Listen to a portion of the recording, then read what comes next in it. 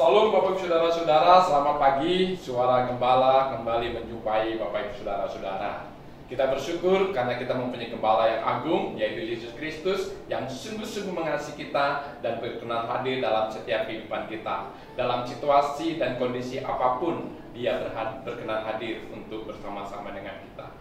Pada saat ini kita akan merenungkan firman Tuhan yang terambil dari Markus pasal 16 ayat 15 sampai 20. Demikian firman Tuhan.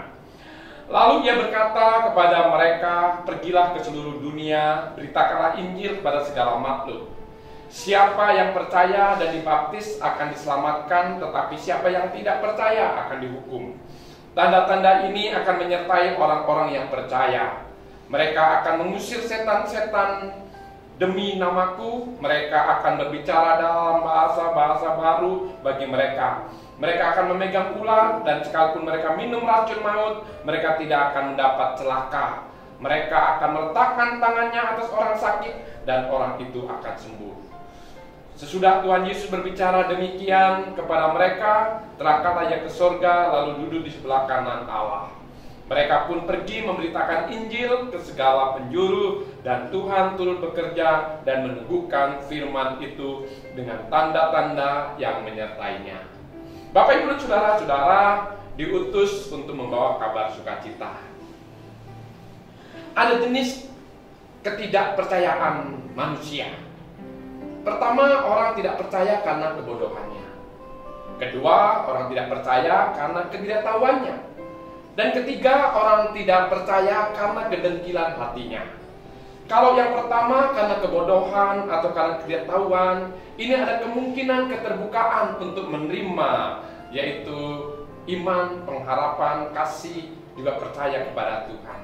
Tapi kalau kedengkilan hati, ini membutuhkan mujizat. Bapak Saudara-saudara, juru selamat yang mati tidak dapat menyelamatkan siapapun. Tetapi juru selamat yang mati dan bangkit serta hidup, Dialah juru selamat dan Tuhan kita. Dialah Yesus. Pesannya adalah bahwa Kristus tidak berada di sana. Kristus telah bangkit dari kematian. Ia akan mendahului mereka ke Galilea, ke tempat Ia akan menerima mereka. Itu sebabnya Bapak Saudara-saudara, Maria bertemu Kristus secara pribadi. Maria, perempuan-perempuan yang lain bersukacita membagikan kabar baik itu. Mendengarkan pesan memang berbeda dengan bertemu Allah yang bangkit secara pribadi. Ketika bertemu dengan Kristus, ada sesuatu harus dibagikan kepada orang lain. Itulah sebabnya pesan Injil harus kita sampaikan, kabar baik tentang keselamatan melalui iman di dalam Kristus. Pelayanan yang kita lakukan adalah membagikan pesan itu ke seluruh dunia. Mujizat-mujizatnya, kuasa dan kasih-Nya. Dan pesan itu pastinya ada banyak mujizat yang telah dilakukan Allah tanpa sepengetahuan kita. Dan kita akan bisa melihat dan tahu kelak pada saat kita sudah di surga. Melihat lintasan kehidupan kita yang tertulis dalam kitab kehidupan. Tapi mujizat yang terbesar, teragung, Allah rela mati bagi saudara dan saya. Mujizat yang terbesar bukan orang buta dapat melihat, orang tuli dapat mendengar, orang lumpuh dapat berjalan, atau orang mati dibangkitkan. Bukan. Mujizat yang terbesar, yang teragung pada saat Kristus rela mati bagi saudara dan saya. Itu sebabnya kita dipanggil untuk hidup dengan iman, bukan dengan coba-coba. Kita dipanggil untuk mempercayai Allah, bukan mencobai Dia. Dengan cara yang luar biasa, isi Injil Markus sesuai dengan prinsip sang hamba. Kristus datang sebagai hamba, Kristus mati di kayu salib, dan Kristus diagungkan dalam kemuliaan. Firman Allah menekankan pentingnya umat Allah untuk menyampaikan pesan ini kepada semua bangsa. Serta ada tambahan jaminan bahwa Allah bekerja di dalam dan melalui kita. Kenaikan Kristus menandai diselesaikannya pelayanan di bumi dan dimulainya pelayanannya di surga sebagai imam agung perantara bagi umatnya. Jadi sekarang kita mempunyai imam besar agung, yaitu Yesus Kristus yang melintasi langit dan bumi. Oleh sebab itu marilah setiap waktu, setiap saat kita datang menghampiri tata kasih karunia Allah untuk mendapatkan kasih karunia demi kasih karunia-Nya. Tangan kanan Allah ini adalah sebuah wujud tempat kehormatan juga sekaligus otoritas Allah. Salah satu pelayanan surgawinya adalah memampukan umatnya untuk melakukan kehendak-Nya. Dengan Roh Kudus-Nya, Tuhan ingin bekerja di dalam saudara dan saya. Ya, Dia ingin bekerja di dalam kita, dengan kita, dan untuk kita.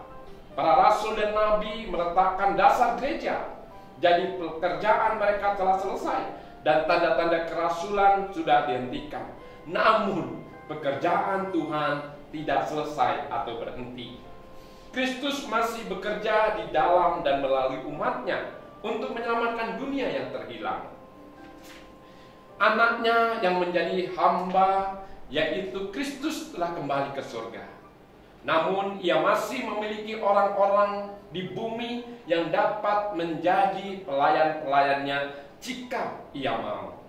Sungguh suatu kehormatan untuk bekerja bersama-sama dengan Dia.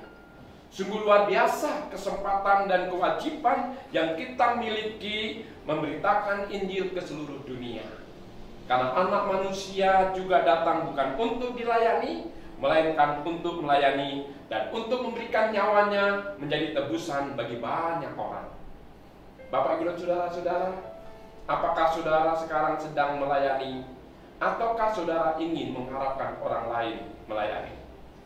Apakah saudara-saudara saat ini sedang mendoakan orang-orang lain sesama, atau saudara ingin didoakan oleh sesama? Apakah saudara saat ini sedang memberi bantuan, kepedulian kepada sesama, atau saudara sekarang sedang mengharapkan kepedulian dari sesama? Dalam hal ini kita melihat Kristus datang untuk melayani, bukan untuk dilayani. Jadi dilayani untuk melayani, melayani untuk dilayani. Itu sebabnya ada saatnya kita melihat Allah campur tangan secara ajaib untuk melindungi pengikut-pengikutnya. Kadang-kadang dalam hal-hal tertentu Allah memberikan mereka kuasa khusus. Dapat kita lihat kisah Paulus. Paulus pada saat dalam perjalanannya dia digigit oleh seekor ular dan dikatakan, wah, dia pasti mati.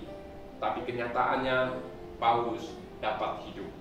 Demikian juga murid-murid Yesus diberi kuasa untuk menyembuhkan orang-orang sakit. Namun bukan berarti bahwa kita perlu menguji Allah dengan menempatkan diri kita dalam situasi berbahaya kemudian mengharapkan datangnya pertolongan Tuhan. Tidak. Kita harus menyadari bahwa Tuhan berdaulat, berotoritas, berkuasa untuk menjagai, melindungi, dan memelihara kita.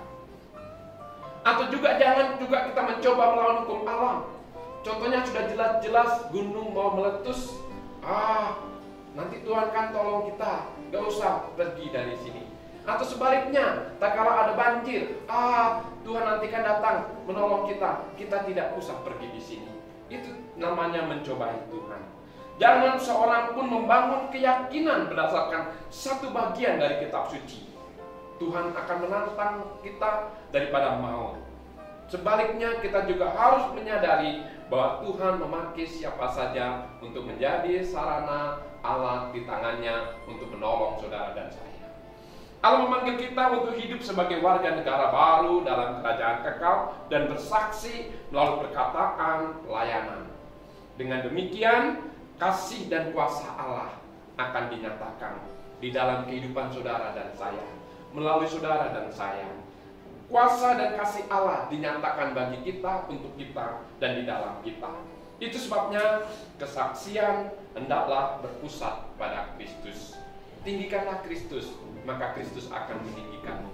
Tinggikanlah Kristus, maka Kristus akan menarik yang lain, akan datang ke hadapannya. Sehingga saudara dan saya pada akhirnya menjadi alat di tangan Tuhan, menjadi saluran anugerah Tuhan dan kebaikan Tuhan untuk menolong sahabat, teman, dan sesama. Dan inilah waktunya, mari kita menunjukkan kepedulian kita satu dengan yang lain dalam kondisi yang saat ini begitu sulit. Tuhan memberkati saudara-saudara, selamat bekerja, selamat berkarya, dan selamat melayani, dan Tuhan memberkati. Mari kita berdoa.